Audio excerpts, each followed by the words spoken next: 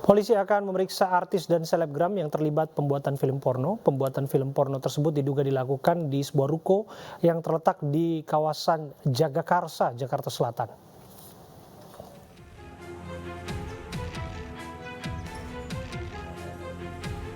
Inilah penampakan unit bangunan yang diduga dijadikan tempat pembuatan film porno di Jalan Srengseng Sawah, Jagakarsa, Jakarta Selatan.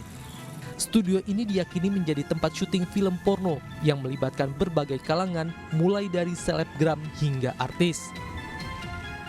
Namun sejak digerebek oleh petugas, studio ini tampak sepi dan tidak ada aktivitas. Hal serupa juga terlihat di bangunan lainnya.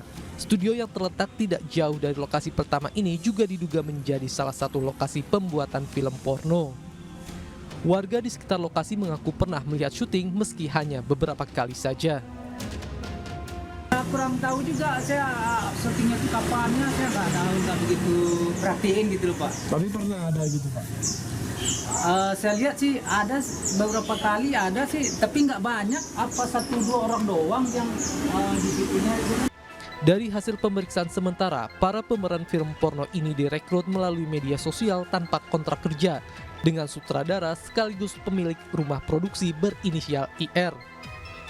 Para pemeran film dewasa menurut rencana akan dimintai keterangan pada hari Jumat mendatang. Terduga talent-talent akan kita panggil. Rencana dalam minggu ini akan kita lakukan pemanggilan. Ya, mulai hari ini kita sudah melakukan pemanggilan dan kita jadwalkan untuk pemanggilan tersebut hadir hari Jumat besok. Rencana hari Jumat besok akan kita lakukan pemeriksaan. Sebelumnya, Subdit Cyberdit Reskrimsus Polda Metro Jaya mengungkap kasus dugaan tindak pidana pembuatan atau penyebaran konten video porno atau film adegan dewasa. Polisi menangkap 5 pelaku yang berperan sebagai pemilik website, sutradara, dan admin akun website. Seorang tersangka perempuan berperan sebagai sekretaris sekaligus pemeran wanita. Sejumlah artis dan selebgram juga dikabarkan terlibat dalam pembuatan film porno. Para pelaku mengaku telah meraup keuntungan hingga 500 juta rupiah dengan menjual konten porno mulai 50.000 untuk sehari berlangganan hingga 500.000 rupiah untuk setahun berlangganan. Mirsa, untuk mengetahui perkembangan penyidikan, fenomena di balik pesta seks dan tentu saja rumah produksi film porno yang keduanya berada di wilayah Jakarta Selatan, kita bergabung bersama dengan Kombes Pol Truno Yudo Wisnu Andiko, Kabid Humas Polda Metro Jaya, dan Felicitas Kaban, psikolog. Assalamualaikum, selamat malam Mbak Felicitas, Pak Truno. Saya ke Pak Truno terlebih dahulu ya. Pak Truno, jadi sebetulnya siapa sosok di balik rumah produksi film porno? Ya, Polda Metro Jaya, kami jelaskan dulu Mas Abraham, dalam hal ini Direktorat Reserse Kriminal Khusus. Ini sudah menangkap 5 tersangka ya. Jadi kasus ini sudah bergulir sejak Juli, kemudian langsung dilakukan proses penyelidikan sekira 31 Juli dan 1 Agustus itu telah ditangkap tersangka yang pertama 2 orang pada tanggal 31 Juli dan 1 Agustus itu ada 3 tersangka. Dari tersangka yang sudah ditetapkan dan kemudian ditahan di Polda Metro Jaya, ini memiliki peran-peran masing-masing sebagai suatu kru atau suatu struktur ya. Yang pertama saudara I, tersangka ini yang berperan sebagai sutradara, admin, dan termasuk pemilik daripada website tersebut. Kemudian kedua adalah saudara JAAS, ini sebagai kameramen. Yang kedua, pertama inilah yang ditangkap pada saat tanggal 31 Juli.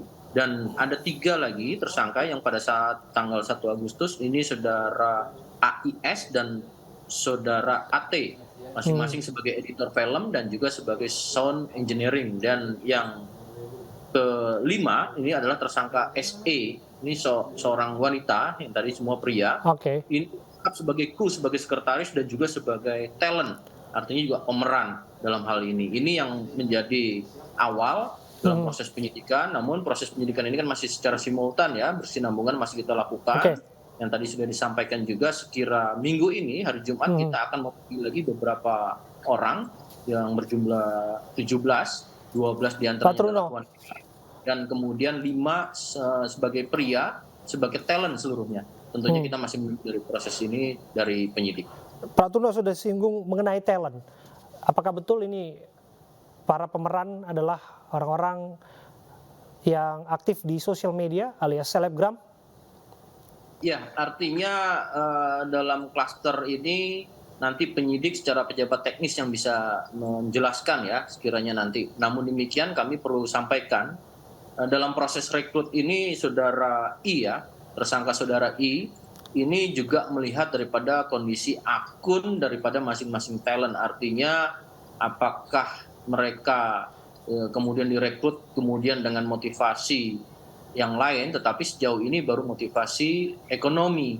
Artinya dalam konten-konten yang memang hal yang memang dalam rekrutmen sudah menjadi suatu hal yang mungkin bukan konten dewasa atau film dewasa ya, tetapi mungkin sebagian menunjukkan untuk dapat dilakukan kesepakatan dengan saudara I dan kemudian dijadikan suatu produksi film. Tentu ini masih dalam proses pendalaman, Mas Abraham. Saya ke Mbak Felicitas, disebutkan ini prakteknya sudah berdiri ataupun sudah beraktivitas lebih dari 2 tahun. Mbak Felicitas bisa jelaskan kepada kami kalau semata-mata motifnya ekonomi, apa iya? Karena kan kita mengetahui ada beberapa di antara yang terlibat pemeran adalah selebritas alias selebgram yang mereka juga punya kesempatan untuk beroleh cuan di media sosial, bukan dengan cara seperti ini. Ya, Mas Abraham, terima kasih. Kita perlu tahu juga rentan usia para tersangka, rentan usia korban-korbannya yang melakukan peran-perannya rentan usia berapa betul. Memang ada beberapa selebgram. Nah, biasanya selebgram ini kan influencer yang memang ingin terlihat tampil, narsis. Kadang-kala di usia-usia tertentu mereka tidak cukup oke dalam segi mengelola emosi nih Mas Abraham. Jadi ada yang ikut-ikut saja, ada yang memang karena cuan, ada yang karena menikmati popularitas, ada yang karena memang dipuji. Itu kan tadi menurut Pak Kombes juga begitu ya. Ada strukturnya, ada krunya. Jadi ada yang berperan sebagai produsernya, ada yang berperan sebagai adminnya. Nah ini yang membuat para korban atau para pelaku aman saja dan nyaman saja sehingga bisa sampai bertahun-tahun Mas Abraham. Artinya di sana ada konsen ya, artinya ada persetujuan dari dua belah pihak. Apakah betul di sana sesungguhnya kita juga menangkap sinyal mereka dibujuk rayu sampai pada akhirnya dieksploitasi dengan memproduksi film-film yang disebutkan awalnya kan ini adegannya lucu, jenaka, malah bergeser mengandung konten dewasa dan asusila. Betul, karena konsep awalnya tidak ada, menurut informasi tidak ada kontrak kerja. Mungkin kesepakatannya hanya karena rasa percaya, nyaman, seseruan ikut teman, apalagi kalau usianya usia dewasa awal, remaja-remaja akhir, itu kan memang lingkungan mempengaruhi Mas Abraham. Jadi kalau lingkungannya juga mensupport, dia rasa nyaman, tidak terlihat akan ada resiko tinggi karena di awalnya dengan yang seseruan lelucuan, begitu Mas Abraham. Ya, harusnya kan ini bisa diantisipasi, Mbak Felicitas, bagaimana Anda melihatnya? Betul, antisipasi bisa dilakukan jika ada di lingkungan yang berbeda. Tapi kalau kita pola hidupnya, lingkungannya, pola pikir, teman kita berpendapat sama, jadi biasanya agak susah nih untuk berpikir bahwa ternyata ini resikonya tinggi loh. Mereka hanya kesenangan saja, atau misalnya hanya karena uang saja, atau menikmati memang prosesnya, Mas Abraham. Saya bergeser ke Pak Truno. Pak Truno ini barangkali terakhir ya Pak ya. Pak, bisa Anda jelaskan kepada kami Pak mengenai pemeriksaan yang akan dilakukan kepada beberapa pihak. Ini tidak sedikit Pak, kami catat ini lebih dari puluhan yang ikut syuting dalam adegan asusila dan film bernuansa dewasa. Bagaimana prosesnya ke depan? Ya, baik Mas Abraham, kita ke depan ini sekira Jumat ya, kita sudah melayangkan surat panggilan. Yang pertama juga kami perlu menyampaikan juga, ini menjadi perhatian kita bersama. Artinya dengan secara publikasi ini kami juga berharap kepada seluruh masyarakat bijak.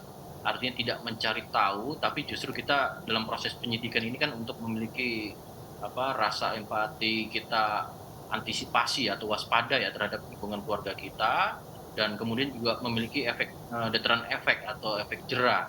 Kemudian terhadap kesaksian yang 17 ini sekira Jumat, tentunya kita akan lakukan proses pemeriksaan. Tadi saya sampaikan penyidikan ini masih terus simultan berjalan, bersinambungan, dan kemudian langkah-langkah yang paling utama kami ditekankan juga oleh Pak Kapolda Metro Jaya, Irjen Karyoto, untuk berkolaborasi. Dalam hal ini penyidik juga berkolaborasi dengan Kominfo, ya untuk segera melakukan pemblokiran, sehingga dengan informasi publikasi ini maksud dan tujuannya adalah bikin efek deteran efek, ya, efek jerah.